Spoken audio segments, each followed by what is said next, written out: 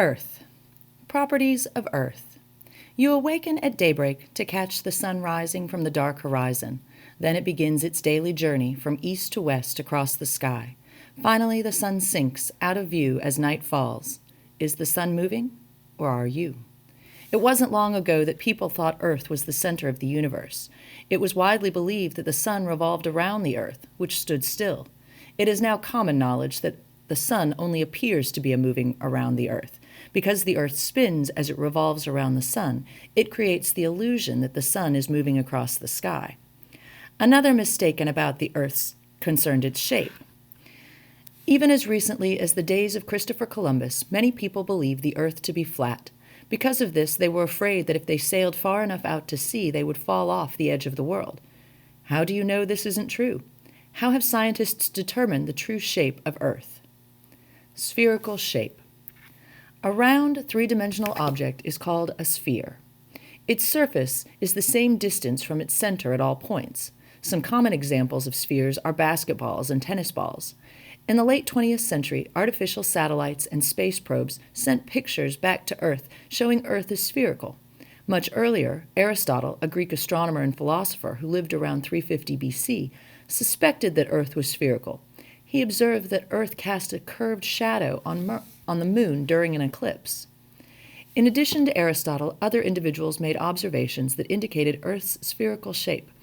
Early sailors, for example, noticed that the tops of approaching ships appeared first on the horizon, and then the rest appeared gradually, as if they were coming over the crest of a hill, as shown in Figure 1.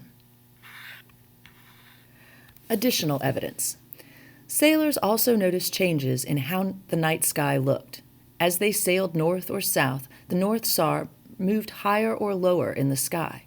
The best explanation was a spherical Earth. Today, most people know that Earth is spherical. They also know all objects are attracted by gravity to the center of a spherical Earth. Astronauts have clearly seen the spherical shape of Earth. However, it bulges slightly at the equator and is somewhat flattened at the poles, so it is not a perfect sphere. Rotation. Earth's axis is an imaginary vertical line around which Earth spins. This line cuts directly through the center of Earth, as shown in the illustration accompanying Table 1. The poles are located at the north and south ends of Earth's axis. The spinning of Earth on its axis is called rotation, causes day and night to occur. Here's how it works. As Earth rotates, you can see the sun come into view at daybreak. Earth continues to spin, making it seem as if the sun moves across the sky until it sets at night. During night, your area of Earth has rotated so it is facing away from the sun. Because of this, the sun is no longer visible to you. Earth continues to rotate steadily, and eventually the sun comes into view again the next morning. One complete rotation takes about 24 hours, or 1 day. How many rotations does Earth complete during 1 year? As you can infer from Table 1, it completes about 365 rotations during its 1-year journey around the sun. Magnetic field. Scientists hypothesize that the movement of material inside Earth's core, along with Earth's rotation, generates a magnetic field. This magnetic field is much like that of a bar magnet. Earth has a north and south magnetic pole, just as a bar magnet has opposite magnetic poles at each of its ends. When you sprinkle iron shavings over a bar magnet, the shavings align with the magnetic field of the magnet. As you can see in Figure 2, Earth's magnetic field is similar, almost as if the Earth contained a giant bar magnet. Earth's magnetic field protects you from harmful solar radiation by trapping many charged particles from the sun. Magnetic axis. When you observe a compass needle pointing north, you are seeing evidence of Earth's magnetic field. Earth's magnetic axis, a line joining its north and south magnetic poles, does not align with its rotational axis. The magnetic axis is inclined at an angle of 11.5 degrees to the rotational axis. If you followed a compass needle, you would end up at magnetic North Pole rather than rotational North Pole.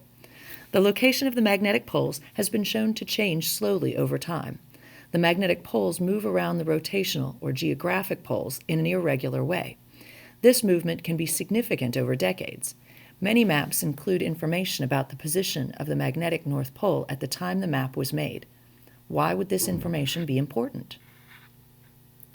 What causes changing seasons? Flowers bloom as days get warmer. The sun appears higher in the sky, and daylight lasts longer. Spring seems like a fresh, new beginning. What causes these wonderful changes? Orbiting the sun. You learned earlier that Earth's rotation causes day and night. Another important motion is revolution, which is Earth's yearly orbit around the sun. Just as the moon is Earth's satellite, Earth is a satellite of the sun. If Earth's orbit were a circle with the sun at the center, Earth would maintain a constant distance from the sun. However, this is not the case. Earth's orbit is an ellipse, an elongated, closed curve. The sun is not at the center of the ellipse, but is a little toward one end. Because of this, the distance between Earth and the sun changes during Earth's year-long orbit. Earth gets closest to the sun, about 147 million kilometers away, around January 3rd. The farthest Earth gets from the sun is about 152 million kilometers away. This happens around July 4th each year. Does this elliptical orbit cause seasonal temperatures on Earth? If it did, you would expect the warmest days to be in January. You know this isn't the case in the northern hemisphere. Something else must cause the change. Even though Earth is closest to the sun in January, the change in distance is small. Earth is exposed to almost the same amount of sun all year, but the amount of solar energy any one place on Earth receives varies greatly during the year. Next, you will learn why. A tilted axis. Earth's axis is tilted 23.5 degrees from a line drawn perpendicular to the plane of its orbit. It is this tilt that causes seasons. The number of daylight hours is greater for the hemisphere, or half of Earth, that is tilted toward the sun. Think of how early it gets dark in the winter compared to the summer. As shown in Figure 3, the hemisphere that is tilted toward the sun receives more hours of sunlight each day than the hemisphere that is tilted away from the sun. The longer period of sunlight is one reason summer is warmer than winter, but it is not the only reason. Radiation from the sun. Earth's tilt also causes the sun's radiation to strike the hemispheres at different angles. Sunlight strikes the hemisphere tilted towards the sun at a higher angle, that is, closer to 90 degrees, than the hemisphere tilted away. Thus, it receives more total solar radiation than the hemisphere tilted away from the sun, where sunlight strikes at a lower angle. Summer occurs in the hemisphere tilted toward the sun, when its radiation strikes the Earth at a higher angle and for longer periods of time. The hemisphere receiving less radiation experiences winter.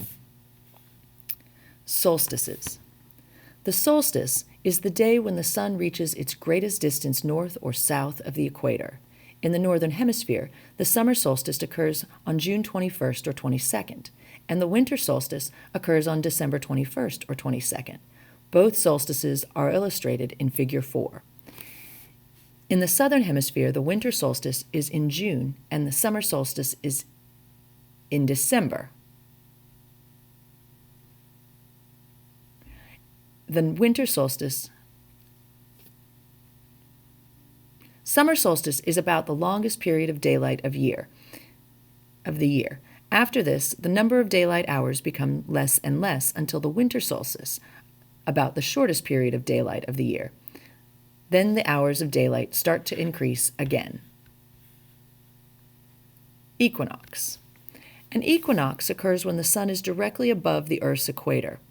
Because of the tilt of Earth's axis, the sun's position relative to the equator changes constantly. Most of the time, the sun is either north or south of the equator, but 2 times each year it is directly over it, resulting in the spring and fall equinoxes. As you can see in Figure 4, at an equinox, the sun strikes the equator at the highest possible angle, 90 degrees. During an equinox, the number of daylight hours and nighttime hours is nearly equal all over the world. Also at this time, neither the northern hemisphere nor the southern hemisphere is tilted toward the sun.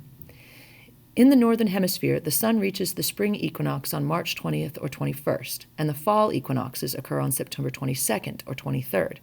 In the southern hemisphere, the equinoxes are reversed. Spring occurs in September, and fall occurs in March. Earth Data Review. As you have learned, Earth is a sphere that rotates on a tilted axis. This rotation causes day and night.